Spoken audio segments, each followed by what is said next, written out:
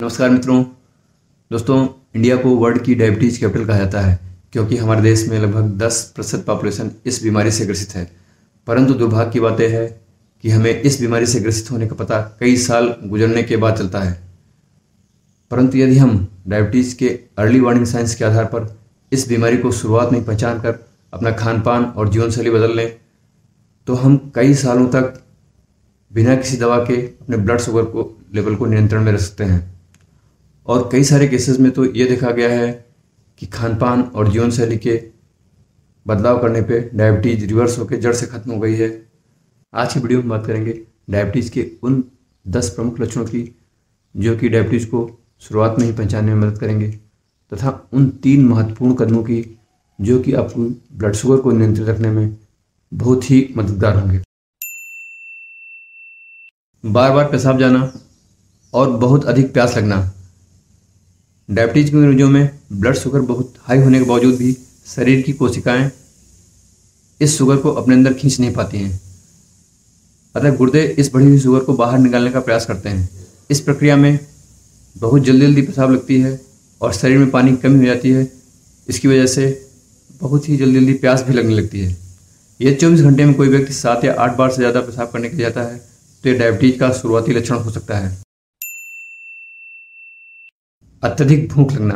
Blood sugar high होने के बावजूद भी मस्तिष्क की कोशिकाओं को इंसुलिन रेजिस्टेंस की वजह से पर्याप्त मात्रा में ग्लूकोज नहीं मिल पाता है, जिससे मस्तिष्क को हमेशा भूख का एहसास होता रहता है। अतः डायबिटीज़ के मरीज द्वारा दिन में कई बार खाना खाने के बावजूद भी उसको हमेशा भूख का एहसास बना ही रहता है। अत्यधिक थकान महसूस करना। क्योंकि शरीर की कोशिकाएं ऊर्जा प्राप्त करने के लिए रक्त में मौजूद ग्लूकोज का समुचित उपयोग नहीं कर पाती हैं, इसलिए डायबिटीज़ के रोगी हमेशा अत्यधिक थकान महसूस करते हैं। बार बार पेशाब होने की वजह से डिहाइड्रेशन होना तथा रात में पेशाब लगने की वजह से कई बार नींद का खुलना इस थकान को और भी बढ़ा देता है। बिना किसी कारण की वजह से वजन का घटना। क्योंकि शरीर की कोशिकाएं ऊर्जा प्राप्त करने के लिए रक्त में मौजूद ग्लूकोज का समुचित उपयोग नहीं कर पाती हैं, अतः ऊर्जा प्राप्त करने के लिए शरीर अपने फैट और प्रोटीन को गलाना शुरू करता है। इसकी वजह से डायबिटीज़ के रोगी का वजन कम हो सकता है। इसकी वजह से डायबिटीज़ के रोगी द्वारा अत्यधिक खाना खाने के बावजूद भी उसका वजन कम होने लगता है। त्वचा में खुजली का एहसास होना। क्योंकि डायबिटीज़ के मरीजों में बार बार पेशाब जाने की वजह से पानी की कमी होती है तथा स्किन ड्राई होती है, अतः बिना किसी कारण की वजह से शरीर में बार बार खुजली का एहसास होना डायबिटीज़ का अर्ली वार्निंग साइन हो सकता है। अत्यधिक फंगल इन्फेक्शन होना। डायबिटीज़ के मरीजों की इम्यूनिटी कम होना तथा ब्लड में ग्लूकोज का लेवल हाई होना, इन दोनों ही कारणों की वजह से फंगल ईस्ट इन्फेक्शन बहुत ही जल्दी जल्दी होते हैं और इनको ठीक होने में भी काफ़ी टाइम लगता है। शरीर के घावों का देरी से भरना। डायबिटीज़ के मरीजों की खून की नसों में कोलेस्ट्रॉल का डिपोजिशन होने की वजह से ब्लड सर्कुलेशन स्लो होता है तथा ब्लड शुगर हाई होने की वजह से शरीर के घावों, विशेषकर पैर के घावों में इन्फेक्शन का चांस काफ़ी ज़्यादा होता है। इन दोनों कारणों की वजह से शरीर के घावों को ठीक होने में काफ़ी समय लगता है। हाथ पैरों में जलन, सुन्नपन या झंझनाहट का एहसास होना।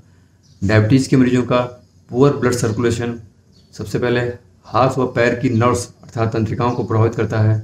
इसकी वजह से हाथ पैरों में जलन, सुन्नपन या झंझनाहट का एहसास होना डायबिटीज़ का अर्ली वार्निंग साइन हो सकता है। धुंधला दिखाई देना।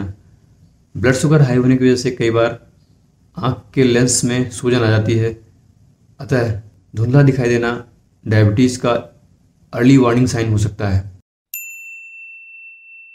कोई लक्षण न होना। डायबिटीज़ के 50% मरीजों में शुरुआत में कोई लक्षण नहीं आते हैं। उन्हें अपनी बीमारी का पता किसी अन्य कारण से की गई खून की जांचों से चलता है। अतः हमें डायबिटीज़ को शुरुआत में पहचान करने के लिए 30 साल की उम्र के बाद हर 2 से 3 साल पे अपना HbA1c कराते रहना चाहिए। अगर आप डायबिटीज़ को उसके लक्षणों के आधार पर या फिर अपने रेगुलर हेल्थ चेकअप द्वारा इसको शुरुआत में ही पहचान लेते हैं तो आपके द्वारा उठाए गए 3 महत्वपूर्ण कदम इस बीमारी को रिवर्स करके जड़ से खत्म कर सकते हैं या फिर लंबे समय तक आप अपने ब्लड शुगर लेवल को बिना दवा खाए नियंत्रित रख सकते हैं। इन 3 महत्वपूर्ण कदमों के बारे में विस्तार से मैं अगले हफ्ते आने वाले वीडियो में बताऊंगा, परंतु संक्षेप में आप यह समझ लें कि ये 3 महत्वपूर्ण कदम क्या हैं। पहला, अपने दैनिक खान पान को कुछ इस तरह से बनाएं कि इसमें हाई फाइबर, लो कार्बोहाइड्रेट और लो फैट कंपोनेंट हों।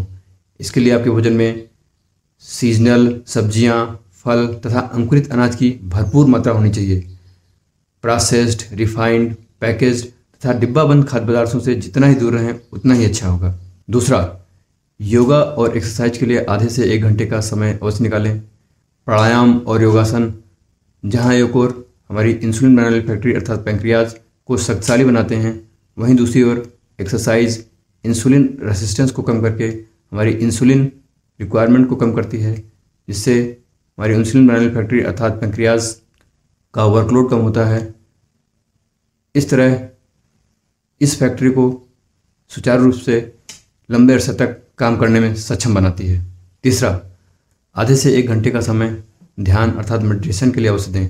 ध्यान का नियमित अभ्यास हमारे मन को चिंता, तनाव, भय और क्रोध से मुक्त करता है, क्योंकि ये मानसिक विकार हमारे सिंपैथेटिक नर्वस सिस्टम को हाइपर एक्टिवेट करते हैं, जिससे हमारे ब्लड में कार्टिसोल नामक स्ट्रेस हार्मोन का लेवल बढ़ता है, जो कि हमारे ब्लड शुगर और ब्लड प्रेशर को बढ़ाता है। दोस्तों, यदि आप इन 3 महत्वपूर्ण स्तंभों को अपनी जीवन शैली में उतार लें तो असंभव से लगने वाला डायबिटीज रिवर्सल का पान निश्चित रूप से संभव किया जा सकता है। इस मैसेज को ज़्यादा से ज़्यादा लोगों में शेयर करें, जिससे जानकारी करोड़ों ज़रूरतमंद लोगों तक पहुंच सके और डायबिटीज़ से होने वाले खतरनाक दुष्परिणामों से बचा जा सके। Thanks for watching this video.